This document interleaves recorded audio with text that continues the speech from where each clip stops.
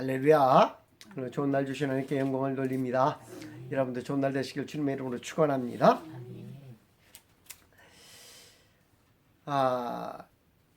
성경, 우리가 학개서를 아는 바와 같이 하나님의 메시지는 이미 16년 전에 주신 메시지입니다. 우리는 성경 전체를 이렇게 보잖아요. 성경 전체를 알기에 하나님의 메시지에 응답하는 이스라엘의 모습을 보고 있는 것입니다. 또한 하나님의 말씀에 온전히 순종하지 못하는 이스라엘의 모습을 보고 있는 것입니다. 때로는 하나님의 말씀이 사람들에게 전해지면 그 말씀에 아멘, 아멘 하고 응답하는 목소리를, 사람들의 응답하는 소리를 보기도 하고요. 때로는 하나님의 말씀에 순종하지 아니하는 모습도 우리는 함께같이 본다는 거예요. 왜? 성경을 우리는 전지적으로 본다고 그래요. 그래서 앞과 뒤를 다 알기 때문에 그냥 한꺼번에 다 모든 상황을 본다라는 그런 의미로 그렇게 얘기합니다. 그런데 지금 상황에 맞지 않는 하나님의 메시지라고 하면서 전해준다면 누가 들으려고 할까요? 나는 지금 서쪽으로 가고 싶은데 동쪽으로 가라는 하나님의 메시지가 왔다고 생각해 보세요. 그럼 동쪽으로 갈까요? 이미 마음이 서쪽으로 굳어져 있는데. 아마 우리는 그렇게 생각할지도 몰라요. 저거 혹시 사이비 아니야? 거짓 선지자는 아닐까? 나에게 그렇게 얘기해 주는 것이 거짓 선지자는 아닐까? 왜 그 말씀을 나에게는 안 해주시고 누구에게, 저 사람에게 해주었을까? 하면서 우리는 의심하게 됩니다. 맹목적으로 그의 말을 따르기라도 하면 우리는 하나님의 예언이 끊어진 지가 언젠데, 하나님의 말씀이 끊어진 지가 언젠데 지금까지 그 말을 믿느냐면서 그 말을 따르는 사람들을 주위에서 뭐예요? 아이고 이상하다. 저 말을 꼭 따라야 되나? 저건 아닌 것 같은데 벌써 하나님의 계시는 벌써 끝났는데, 이런 말을 쏟이 듣게 될 겁니다. 이스라엘은 분명히 16년 전에 하나님의 메시지를 들었습니다. 그런데 현재적인 시점에서 그 메시지를 보면 아무런 이상이 없어요. 아무런 이상이 없어요. 근데 그 당시의 시점으로 돌아가서 잠깐 메시지를 살펴보면 굉장히 이상한 거예요. 그 메시지는 제사장을 통해 주신 메시지도 아닙니다. 그래도 하나님과 가장 가까운 자라면 매일같이 예배를, 제사를 드리는 제사장이라고 해야 할 것입니다. 그리고 제사장에게 메시지가 주어졌다면 모든 이스라엘 백성들은 고민해야 될 것입니다. 아니면 신앙심이 깊은 사람들은 모든 것을 정리하고 그 말씀에 순종하려고 할 것입니다. 그런데 그 메시지는 제사장에게 주어진 메시지가 아니었어요. 그렇다면 선지자에게 주어진 메시지일까요? 그것도 아니에요. 그 메시지는 어떤 면에서는 영성의 깊이로는 제사장보다 누가 더 깊어요? 선지자가 더 깊다라고 생각할 수 있어요. 영성이 더 깊어요. 영성이 깊은 선지자가 외친 한마디였다면 역시 이스라엘 백성들은 그 말씀을 가지고 고민했을 거예요. 고민했을 거예요. 70년이라는 세월은 그들을 이제 평안하게 살게끔, 안전적인 삶을 살게끔 하는 시간이었던 것입니다. 어디에서? 바벨론에서. 그럼에도 하나님의 사람인 선지자에게 주신 하나님의 메시지는 안정적인 그들에게, 이스라엘 사람들에게 뭐가 돼요? 강력한 메시지가 될 것입니다.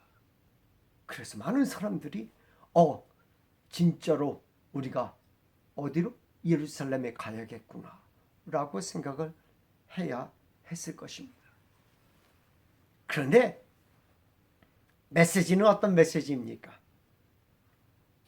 그 메시지는 오히려 이방인의 입을 통하여 주어진 메시지예요.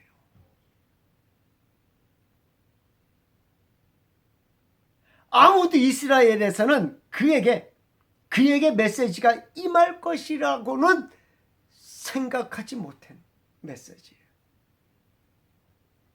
하나님의 메시지가 이방인에게 임하다니 이는 뭐예요? 있을 수 없는 일이에요. 있을 수 없는 일이라고 생각했을 거예요. 이스라엘 사람 중에 그렇게 사람이 없어서 이방인에게 하나님의 메시지를 준단 말인가? 존경받는 사람들도 있었을 것입니다. 당시 학사, 에스라 같은 사람들도 있었잖아요. 다니엘 선지자도 있었잖아요. 에스겔 선지자 같은 사람들도 있었잖아요. 느헤미야와 같은 사람도 있었잖아요. 그런데 이 모든 사람들을 제치고 이방인에게 하나님의 말씀을 주신 거예요. 바로 고레스 왕을 통하여 주신 메시지입니다. 이스라엘 백성들은 왕의 메시지니까 들어야 합니까? 왕의 메시지니까 권위가 있으니까 들어야 합니까? 왕의 메시지라면 신뢰가 있으니까 들어야 하는 것입니까? 왕의 메시지라면 믿을만 하니까 들어야 하는 것입니까? 그러나 이스라엘은 다릅니다. 우리가 너무나 잘 알듯이 바벨론에 있는 이스라엘 사람들은 뭐에 귀를 기울이는 자들이었어요?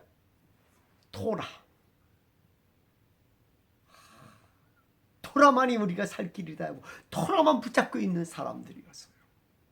토라만 붙잡고 있는 사람들. 하나님의 말씀에 권위가 있습니다. 하나님의 말씀에 신뢰가 있습니다. 하나님의 말씀만 믿는 자들이었어요. 그러기에 이방인에게 주어진 그 메시지는 뭐예요? 신경을 안 써. 무시해도 되는 거예요. 무시할 수도 있었어요. 아무리 하나님의 말씀을 받았다 하면서 하나님의 명령이니 성전을 지으라라고 말을 합니다. 에스라 1장 1절에서 5절 말씀을 보면 이렇게 기록합니다. 바사왕 고레스의 원년에 여호와께서 예레미야 입을 통하여 하신 말씀을 이루게 하시려고 바사왕 고레스의 마음을 감동시키심에 그가 온 나라에 공포하고도 조소도 내려 이르되 바사왕 고레스는 말하노니 하늘의 하나님 여호와께서 세상 모든 나라를 내게 주셨고 나에게 명령하사 유다 예루살렘 성전을 건축하라 하셨나니 누구의 명령? 하나님의 명령이라는 거예요. 고레스가 이야기하는 하나님의 명령이라는 거예요. 이스라엘의 하나님은 참 신이시니라. 너희 중에 그의 백성된 자는 다 유다 예루살렘으로 올라가서 이스라엘 하나님 여호와의 성전을 건축하라. 그는 예루살렘에 계시는 하나님이시라. 굉장히 중요한 말을 했어요. 어디에 계시는 하나님이시라? 예루살렘에 계시는 하나님이시래요. 그 남은 백성이 어느 곳에 머물러 살든지 그곳 사람들이 마땅히 은과 금과 그 밖에 물건과 짐승으로 도와주고 그 외에도 예루살렘에 세울 하나님의 성전을 위하여 예물을 기쁘게 드릴지니라 하였더라.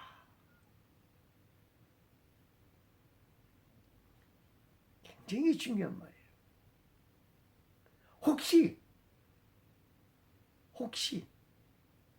가라고 해놓고 뒤통수 치는 거 아닌가? 가라고 해놓고 말입니다. 우리 맨날 며칠날 함께 갑시다 해가지고 광장에 다 모였어. 근데 군사들을 시켜가지고 거기 있는 모든 사람들을 몰살시킬 수도 있어요. 그렇지 않겠어요? 우리는 전우를 빼고 그 당시 상황으로 보면 전우를 빼고 그 당시 상황을 보면 오늘 갑자기 왕이 니네들 가가지고 니네 성전 건축해. 하나님의 명령이야. 같이 모였는데 누구 때 이스라엘 백성들이 완전히 다 죽을 뻔했어요? 모르드게 있을 때, 에스더 있을 때. 그렇잖아요? 몽땅 다 죽을 뻔했잖아요. 하만의 계략 때문에. 이것도 그런 계략일지 어떻게 알아요? 몽땅 가고자 해서 그냥 광장에 몽땅 다 모였는데 이거 다 군사를 시켜가지고 다 활을 쏴라, 불화살을 쏴라 해가지고 다 죽일 수도 있는 상황이잖아요. 그런데 그들은 하나님의 메시지를 무시할 수 없었습니다. 누가? 심령이 예민한 사람들이. 심령이 예민한 사람들은 하나님의 메시지로 들었던 것입니다. 심령이 예민한 사람들이 있어요. 어떤 사람은 왕의 통치 이념으로 생각합니다. 괜히 수두에 이방인들을 살게 하였다가 그들이 군대를 모으고 반역하면 골치 아프니 자기 나라로 돌려보내야 나라를 잘 다스릴 수 있다고 생각한 것입니다. 그전에 한 종족이 말입니다. 한 군데 많이 몰려 있으면 어떻게 돼요? 그들이 세를 모아가지고 말입니다. 지금 왕을 어떻게 할 수 있어요? 축출할 수도 있잖아요. 어떤 왕이 그랬어요? 애굽왕이 이스라엘 점점 확장되는 그 모습을 보고 남자아이 다 죽여라. 그렇지 않겠어요? 또 어떤 일이 이렇게 생각할 거예요. 바벨론이 멸망한 이유는 정교가 분리되어 다신교를 믿었다는 것입니다. 그러다 보니 여러 종교를 다 인정한 것입니다. 종교가 다르니 돌려보내고 종교 일치를 보고파서 다른 종교를 가지고 있는 이스라엘을 수도인 바벨론에서 없애야 한다라는 생각으로 돌려보내야 한다고 한 것이라고 합니다. 세계사를 연구하는 사람들이 그렇게 얘기합니다. 이스라엘을 돌려보낸 이유는 무엇이냐?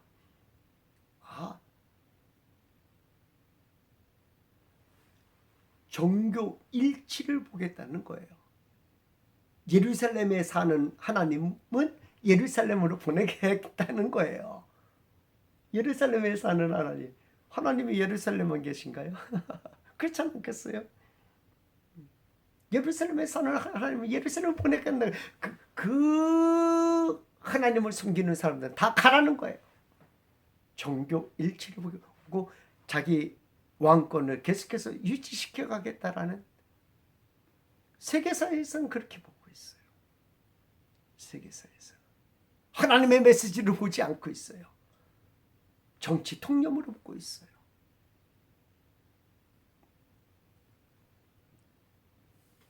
또한 이 일을 당한 이스라엘의 상황은 어떠했습니까? 우리는 기억해야 합니다. 이스라엘 백성들이 귀환하는데 몇 차에 걸쳐서 귀환합니까? 1차, 2차, 3차에 걸쳐서 귀환합니다. 그 기간이 한 90년 정도 된다라고 봅니다. 여러분, 1차에 다 귀환할 수는 없었을까요? 1차에? 왜 3차까지 갔을까요? 아무도 그 생각을 안 하고, 이스라엘 백성들 무조건 1차 가고 2차는 에스라엘을 주동으로 해가지고 가고 3차는 느헤미야를 주동해서 가고, 그렇게 만들었죠. 1차에 다 가지 않았을까요? 왜?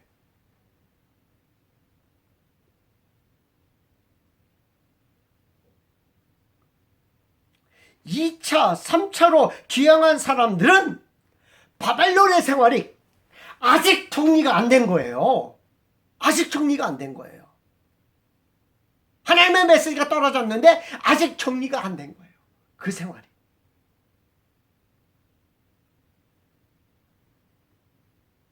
이채로 귀환하는 에스라와 1754명은 어떻습니까? 그들은 왜 1차에 합류하지 않고 2차에 합류하게 되었을까요? 3차로 귀향한 느헤미야와 42,360명은 어떻습니까? 왕과 가장 가까운 자리인 술 따르는 자입니다. 왕의 뭐예요? 최측근입니다. 그 자리를 버리고 이스라엘로 돌아간다는 것은 정말 쉬운 일이 아니에요. 그 자리를 버리고. 결국 그가 돌아가기까지 1차인 537년부터 444년에 이르기까지 90년이 걸리는데 고민 가운데 있었지 않겠습니까? 그러니까 자꾸 귀환하는 그 기간이 늦어지는 거예요. 늦어지는 거예요.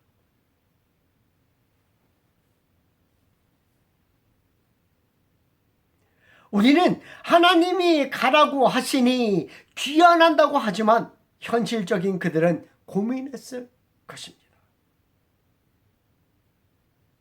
근데 심령이 예민한 사람들은 하나님의 메시지에 아멘으로 화답한 것입니다.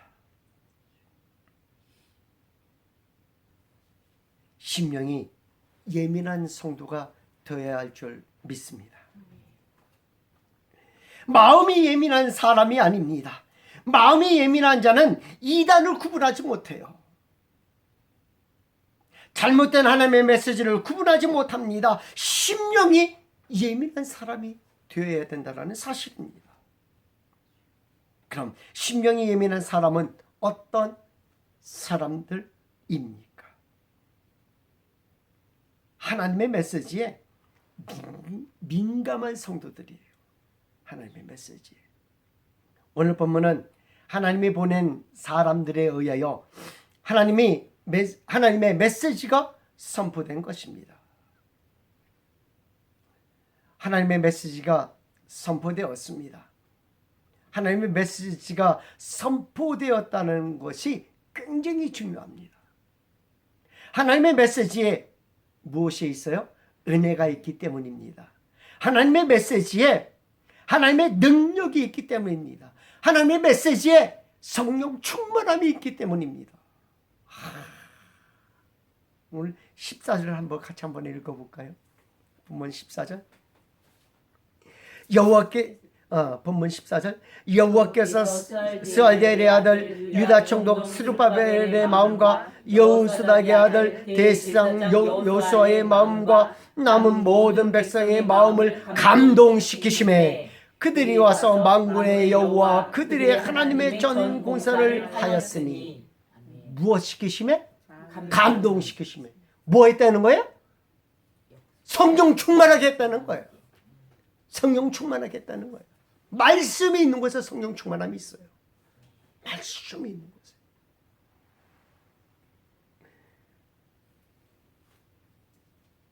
하나님의 메시지에 가까이 하시기를 바랍니다. 사울은 이스라엘의 왕으로서 하지 말아야 할 일을 하고 말았습니다. 신접한 여인을 찾아간 것이었어요. 그는 이렇게 고백합니다. 사무엘상 28장 6절 말씀에 사울이 여호와께 묻자오되 여호와께서 꿈으로도 우림으로도 선지자로도 그에게 대답하지 아니하심으로. 왜?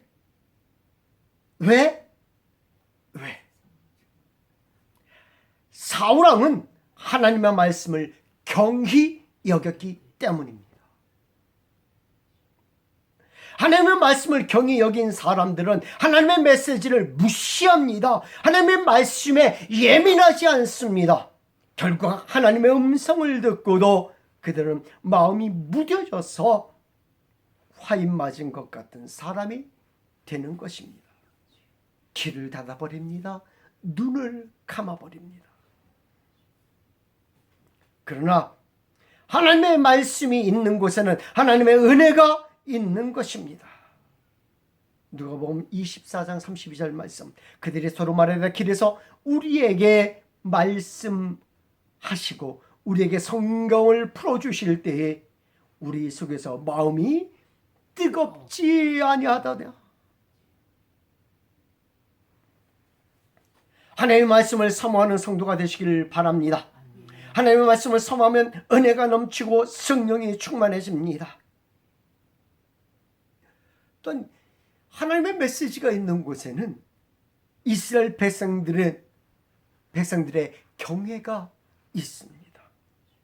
하나님의 말씀이 있는 곳에는 하나님께 경외하는 마음이 있게 됩니다. 왜? 하나님의 주권을 인정하게 되기 때문입니다. 하나님을 신뢰하기 때문입니다. 또한 하나님이 이렇게 말씀하십니다. 내가 너희와 함께 하겠다고 말씀하십니다. 하나님의 말씀은 참 중요합니다.